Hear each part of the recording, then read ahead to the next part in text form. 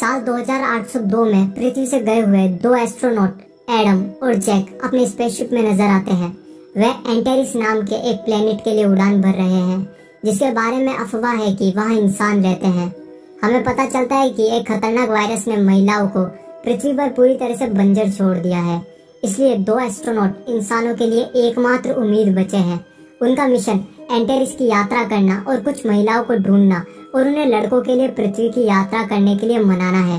कुछ ही समय बाद जब स्पेसशिप एंटेरिस के पास आता है तो वह अजीब ग्रेविटेशनल फोर्स के कारण वह अचानक खराब हो जाता है। एडम और जैक स्पेसशिप पर काबू पाने की पूरी कोशिश करते हैं, लेकिन ये सतह पर क्रैश हो जाता है। दोनों एस्ट्रोनॉट को मामूली चोटें आई है, लेकिन जैक को थोड़ी ज्यादा चोट आई है। इससे पहले कि अंदर का धुआं उनका दम घोट दे, एडम जल्दी से उसे बाहर निकालता है। फिर हमें एंटेरिस ग्रह का व्यू दिखाया जाता है। यह एक बंजर भूमि है जिसमें हर जगह बड़ी चट्टानें हैं, जिनमें फसलों के कोई लक्षण नहीं है। इस बीच एडम जैक के घावों पर काम करता है और उसे भविष्य की सिरिंज का इंजेक्शन लगाता है, जो उसे अपने आप ठीक कर देता है। जैसे ही दोनों बातचीत कर रहे होते हैं, अचानक एक कुत्ते की भौंकने की आवाज सुनाई देती है।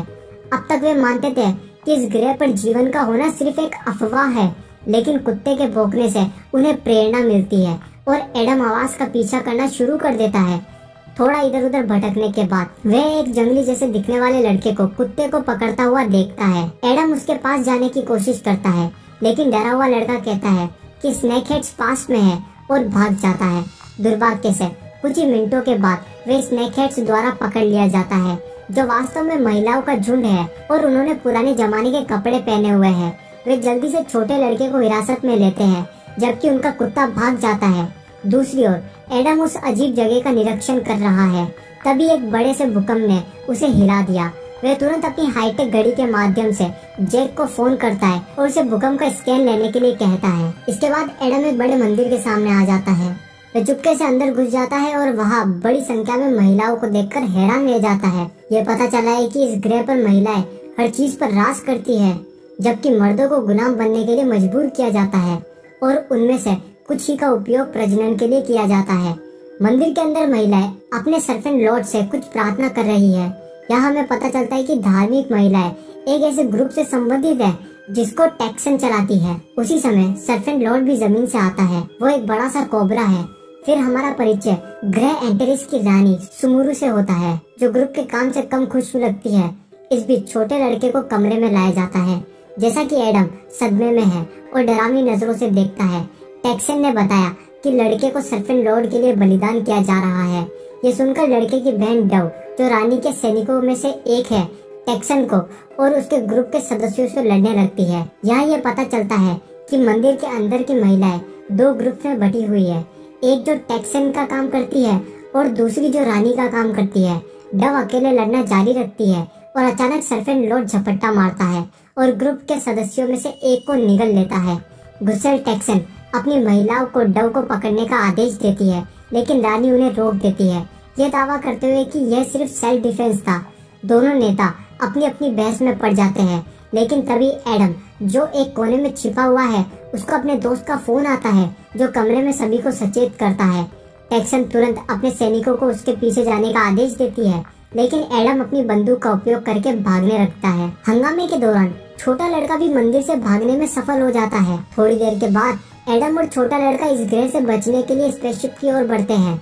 हालांकि एडम के जाने से पहले उसे टैक्सन की एक महिला द्वारा पैर में तीर मारा जाता है। फिर भी जैक और लड़के की मदद से वे स्पेसशिप के अंदर चले जाता है, लेकिन तीर में जहर लगा है, जिससे वह धीरे धीरे होश खो बैठता है। बाहर रानी अपनी सेना के साथ आती है और टैक्सन के ग्रुप को जाने के लिए कहती है। पहले तो वो इनकार करती है, ये दावा करते हुए कि महिलाओं के लिए पुरुषों को मारना पूरी तरह से कानूनी है। लेकिन जब सुमोरू ने दावा किया कि वह रानी है और हर चीज पर उसका अधिकार है, तो वे मन मारकर चले जाती है। इसके बाद रानी स्पेसशिप में प्रवेश करती है और एलियंस का सामना करती है। वह फिर कुछ निकालती है और उसे एडम में इंजेक्ट करती है, जिससे उसकी जान बच जाती है। अगले सीन में एडम और जैक को रानी के महल पर लाया जाता है, जहाँ वे प्राइवेटली मिलने में कामयाब रहे। जैक ने बताया कि जियोस्कैन के अनुसार उन्हें पता चला कि यह ग्रह मर रहा है और इसलिए भूकंप इतनी ज्यादा बार आते हैं। ग्रह के पास बस 2 महीने ही बचे हैं, फिर ये ग्रह खत्म हो जाएगा। बाद में एडम को पूछताछ के लिए रानी के कक्ष में लाया गया। वह अपना परिचय देता है और बताता है कि वह पृथ्वी ग्रह से है। उसका यह भी दावा है कि एंटेरिस के लोग पृथ्वी के वंशज है, क्योंकि कुछ लोगों को 1000 साल पहले एक टेराफॉर्मिंग मिशन पर भेजा गया था। उन्होंने पहले 100 सालों तक अपने कामों की सूचना दी, लेकिन उसके बाद सभी कम्युनिकेशंस बंद हो गए। पृथ्वी एक घातक युद्ध से गुजर रही थी और इसलिए उन्होंने एंटेरिस पर अपने लोगों के बारे में अधिक जानने की कोशिश नहीं करी। ये सब सुनकर रानी अचंभित हो जाती है, लेकिन वह फिर भी दावों का समर्थन करती है, क्योंकि उनके लेजेंड्स ने पृथ्वी नाम के ग्रह के बारे में बोला है। जैसे ही दोनों बात करना जारी रखते हैं, स्नेक हेड्स का टॉपिक सामने आता है। रानी सुमोरू ने बताया कि लगातार भूकंप के कारण लोग धर्म में लौट आए और तभी टेक्सन ग्रुप पावर में आया। वह एक बेहद शाही परिवार से आती है और उसका मानना था कि रानी बनना उसकी किस्मत में है, लेकिन जनता ने उसे नहीं चुना। यही कारण है कि वह ग्रुप को इकट्ठा कर रही है ताकि एक दिन वह अपने लिए सिंहासन ले सके। जहाँ तक बड़े कोबरा का सवाल है, वह ऐसे ही दिखाई दिया। हैरान एडम ये समझाने की कोशिश करता है कि ग्रह मर रहा है और सभी को तुरंत खाली कर देना चाहिए, लेकिन रानी आदमी की बात नहीं सुनना चाहती। इसके बजाय वह इस बारे में बात करना शुरू कर देती है कि मर्दों का एंटेरिस पर डोमिनेशन क्यों था। वह बताती है, बहुत साल पहले मर्दों ने प्रकाश की एक बड़ी फ्लैश देखी जिसमें बहुत से लोग मारे गए। उस दिन से महिलाओं का यहाँ पर काबू है और यदि मर्दों को गलत पाया जाता है तो उन्हें मारना पूरी तरह कानूनी है। कुछ ही समय बाद रानी एडम को एक पुरानी खदान में ले जाती है जहाँ सभी पुरुष मजदूर के रूप में काम कर रहे हैं। रानी के अनुसार मर्दों को या तो बलि के लिए या तो गुलामी के लिए भी इस्तेमाल किया जाता है। एडम इस जगह को पसंद नहीं करता, लेकिन जब वह अपने विचारों को बोलने की कोशिश करता है तो उसे पीटा जाता है और यहाँ से ले जाया जाता है। दुर्भाग्य से जब गार्ड उसे वापस रानी के निवास तक ले जा रहे हैं, टेक्सन के ग्रुप द्वारा उन पर हमला किया जाता है और वो ग्रुप रानी के सभी रक्षकों को मार डालते हैं और एडम को पकड़ लेते हैं। दुख की बात यह है कि यहाँ डव भी शामिल थी। जैसे ही वह अंतिम सांस लेती है, उसका भाई विल उसकी मदद के लिए आता है, लेकिन तब तक देर हो चुकी होती है। इस बीच एडम को टेक्सन के कक्षों में ले जाया जाता है जहाँ सर्पेंट क्वीन उसे उनके ग्रुप में शामिल होने के लिए कहती है। वह उसे बहकाने के लिए किस भी करती है, हालांकि एडम बुद्धिमान व्यक्ति होने के नाते सीधे मना कर देता है। इससे दोनों के बीच में लड़ाई हो जाती है, लेकिन इससे पहले कि एडम को चोट लगे, रानी, जैक और विल गार्ड की ड्रेस में उसके बचाव में आते हैं। टेक्सन वापस लड़ने की कोशिश करती है, लेकिन रानी के जाने से पहले एक ही मुक्के से उसे बेहोश कर देती है। सुरंगों के माध्यम से अपने रास्ते पर जाते हुए एस्ट्रोनॉट ग्रह की स्थिति पर चर्चा करते हैं और जैक ने खुलासा किया है कि उनके पास पहले की तुलना में और भी कम समय बचा है। रानी उनकी बातचीत को सुन लेती है और अपना रॉकेट निकालती है जिसमें एक विशिष्ट प्रकार का तत्व होता है। उस तत्व को बर्न जोन नाम की जगह से निकाला गया है। वो वही स्थान है जहां 1000 साल पहले पृथ्वी से स्पेसशिप उतरा था। ये सुनकर एस्ट्रोनॉट खुश हो जाते हैं, क्योंकि अगर वे किसी तरह उस जगह पर पहुंच गए और जहाज को फिर से शुरू कर ले तो वे वापस पृथ्वी पर जा सकते हैं। रानी भी उनकी मदद करने के लिए सहमत हो जाती है और साथ में वे बर्न जोन की ओर बढ़ने लगते हैं। रास्ते में वे कई टेक्सन के गुंडों से बचते हैं और कुछ ऐसे लोगों को आजाद भी करते हैं जिन्हें गुलामों के रूप में बंद कर दिया गया था। जब वे बाहर पहुंच जाते हैं तो रानी सुमोरू एस्ट्रोनॉट से कहती है कि उन्हें अभी भी कई किलोमीटर की यात्रा करनी है, क्योंकि बर्न जोन एक बड़ी पहाड़ी के पीछे है। सर्फेंट ग्रुप के होने के बावजूद जैक और एडम अपनी यात्रा जारी रखने का फैसला करते हैं। कुछ ही समय बाद एडम रानी को उनके साथ आने के लिए मनाने की कोशिश करता है, ये बोलते हुए कि वो पृथ्वी पर ज्यादा सुरक्षित है। हालांकि वह इनकार करती है, ये कहते हुए वह लोगों पर शासन नहीं करती है लेकिन उनकी सेवा करती है। शायद वो यहाँ पर ही मरना चाहती है। तभी एक बड़ा भूकंप आता है जिसके कारण ग्रुप नीचे गिर जाता है। इसके साथ जैक ये रास्ता निकालता है कि ग्रह का विनाश निकट है।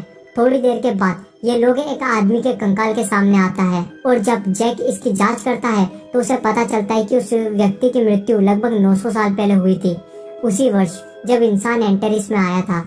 आगे पता करने पर उसे यह भी पता चलता है कि उस क्षेत्र में एक विस्फोट हुआ था और इसलिए ज्यादातर मर्द मारे गए। ये सुनकर रानी को पता चलता है कि ये वही रोशनी की चमक थी जो सदियों पहले उनके पूर्वजों ने देखी थी, क्योंकि वो चमक प्राकृतिक कारणों से उत्पन्न हुई थी, यानी मर्द निर्दोष थे। इसलिए इन सभी सालों में उनका धर्म, जिसमें कहा गया था कि पुरुष खतरनाक और निकम्मे हैं, एक झूठ पर बनाया गया था। ये बात रानी को अंदर से तोड़ देती है, लेकिन लड़कियों से चलते रहने के लिए कहते हैं क्योंकि उनके पास ज्यादा समय नहीं बचा है। अगले सीन में ग्रुप बर्न जोन के पास आता है जो एक बड़ा सा स्पेस डोम की तरह होता है। जैक और विल कंट्रोल रूम से इंजन को फिर से शुरू करने की कोशिश करते हैं, जबकि एडम और रानी नियंत्रित करने के लिए दूसरे कमरे में जाते हैं। बहुत मेहनत के बाद एस्ट्रोनॉट इंजन को फिर से चालू करने का प्रबंधन करते हैं, लेकिन दुर्भाग्य से टेक्सन और उसका ग्रुप आता है। दोनों पक्षों के बीच एक लड़ाई होती है, लेकिन एडम हाईटेक गैजेट्स के साथ ज्यादातर महिलाओं को मार देता है। अब केवल टेक्सन बची है, लेकिन वह रानी को लड़ाई के लिए चुनौती देती है, जिसके लिए वो सहमत है। सबसे पहले दोनों बराबरी से लड़ते हैं, लेकिन जल्द ही अपनी युद्ध तकनीकों का उपयोग करते हुए रानी जीत रही होती है। टेक्सन हमला करने के लिए अपने चाकू को आगे ले जाती है, लेकिन एक बार फिर रानी आसानी से पलट जाती है। कुछ देर के लिए सर्पेंट क्वीन से लड़ने के बाद रानी उसे एक जनरेटर में फेंक देती है, जिससे वह गिर जाती है।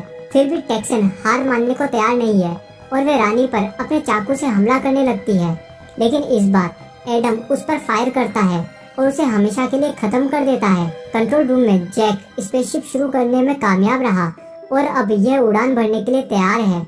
ये जानने के बाद कि एंटेरिस पर किसी भी अत्याचार के लिए पुरुष जिम्मेदार नहीं है, ग्रह मर रहा है, रानी भी जैक, एडम और विल के साथ पृथ्वी की यात्रा में शामिल होने का फैसला करती है। जल्द ही स्पेसशिप उड़ान भरता है और हवा में उड़ता है। एंटेरिस के सभी लोग हैरान होकर स्पेसशिप को देखते हैं।